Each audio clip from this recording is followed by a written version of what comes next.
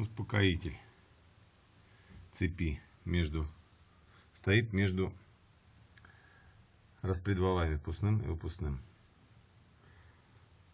Меняется каждые 90 тысяч. Вот этот уже пластиковый улетел. Ну и осталось чуть-чуть еще железного. Скоро перепилит и упадет как раз в звездочки.